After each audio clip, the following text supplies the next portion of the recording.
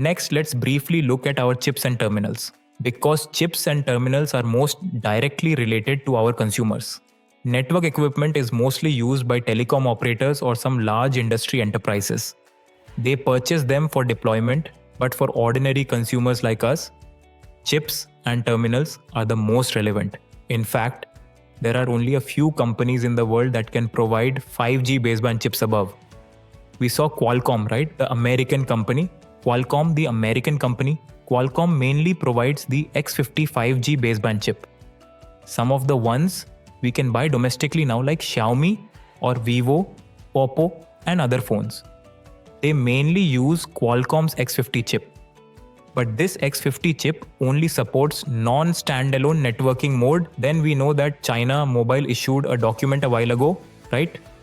It requires that all mobile terminals to be networked after January 1, 2020. 5G mobile terminals must support SA standalone networking, but this Qualcomm X50 currently only supports non-standalone networking. Its X55 can support both non-standalone and standalone networking. Its original plan was to release it in Q3, but it has now been postponed to Q4. At this time, it has only released the baseband chip. From the release of the baseband chip to the official release of the mobile terminal, it may take at least 6 months. Another one is Intel, right? Intel previously made the 8160 5G baseband chip. But later, as we know, some phones used Intel's baseband chip, but everyone reported that the signal was not very good, right? Subsequently, Intel gradually withdrew from the mobile baseband chip market. Another one is Samsung. Samsung provides a 5G baseband chip 5100 and 51X0, but Samsung's baseband chip, it is only used for Samsung's own phones. It will not be provided to other mobile terminal manufacturers. Its 5100 only supports non-standalone networking. 51X0 will support both standalone and non-standalone. Another one is MediaTek from Taiwan, China. MediaTek's M70 will support both standalone and non-standalone, but the timeline will be pushed back. For example, some mobile terminal manufacturers will say they will use MediaTek's baseband chip. Another one is HiSilicon from Huawei. The first generation of 5G baseband chip provided by Huawei, HiSilicon, is called 5G01. This chip is used in the mid-end product CPE 1.0 5G. 01 already supports both standalone and non-standalone networking modes. Of course, the one currently used on a large scale is Huawei HiSilicon's Balong 5000. This Balong 5000 baseband chip, it supports 2G, 3G, 4G, 5G, all compatible. And the CPE Pro we are currently using and shipping, including some of Huawei's 5G phones, all use this Balong 5000 baseband chip. And now Huawei has integrated the Balong 5000 baseband chip into our SoC. Actually, what we all see, we know that in a phone just SoC, we will have a CPU, we will have a GPU, we will have our power management module, we will also have our I/O interface management, etc. A very important part is our baseband part. The baseband part, this baseband part, if we are currently using Huawei's baseband chip, it is actually our Balong 1000. But this baseband chip is used to implement our wireless network connection, and now we can integrate the Balong 5000 baseband chip into our on-chip network, integrated into our SoC. This is our Kirin 990. Now in our Kirin 990 SoC, we have integrated the Balong 5000 baseband into the SoC. This is the current 5G chip, mainly our baseband chip. Then this is Huawei's Balong 5000, right? Balong 5000 baseband chip can support 2, 3, 4, 5G multimode. And its rate below 6 GHz. Can reach 4.6G, downlink 4.6G, uplink is 2.5G. At the same time, it supports uplink and downlink decoupling technology. Uplink and downlink decoupling technology is mainly to solve the problem of weak uplink coverage in the 5G era. In addition, it is also the world's first 5G baseband chip that supports both non-standalone and standalone networking.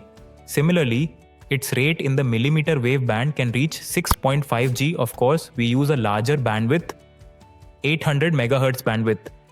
Finally, this chip can support vehicle networking functions. It can support V2X vehicle networking functions. This is our current Balong 5000 baseband chip.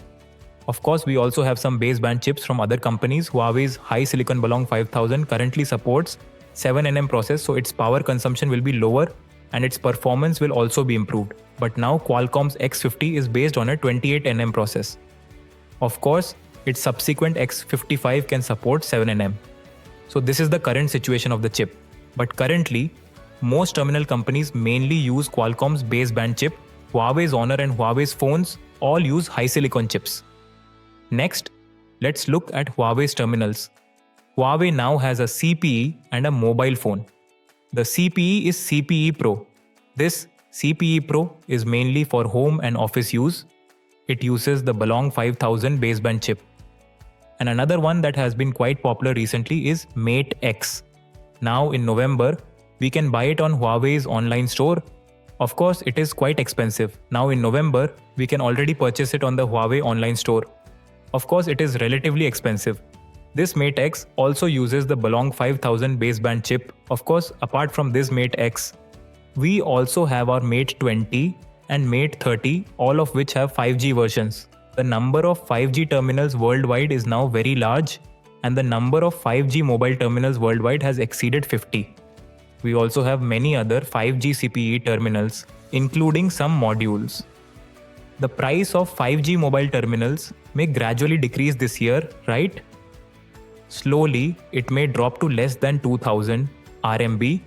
By next year, we can basically buy a commercial 5G terminal for 2000 RMB. 5G terminals are not just mobile phones. Another one is our CPE. This CPE is mostly used in homes or used in offices. Huawei mainly promotes CPE Pro. Our early one was a CPE. It was a bit larger. Now our new one is a CPE Pro. It is more compact. Of course, there are other companies, they have also launched such CPE Pros CPE, but the main baseband chip used these CPEs launched by Huawei. There are indoor and outdoor ones, all use Balong 5000. The early one used the 5G01 chip, but now it is basically no longer commercially shipped. What we can see are all CPE Pro 2.0, or we call it CPE Pro. We have indoor and outdoor ones. The baseband chip used is Balong 5000. This is its launch time, and it supported uplink and downlink rates. Of course, the main ones used by others are some other companies using baseband chips, mainly Qualcomm's X50. Of course, this baseband chip, it only supports non-standalone networking. This is the situation of our 5G CPE terminal. Another one is some 5G industrial modules. We said that 5G enables vertical industries in the future. This is a very important point, but these vertical industries such as these water meters and gas meters, including our cars, they also need to integrate 5G transmission functions or 5G connectivity capabilities. It is mainly achieved through some 5G modules. There are also quite a few companies now that have released such a 5G universal module, like Guanghetong, Shinchuntong, etc.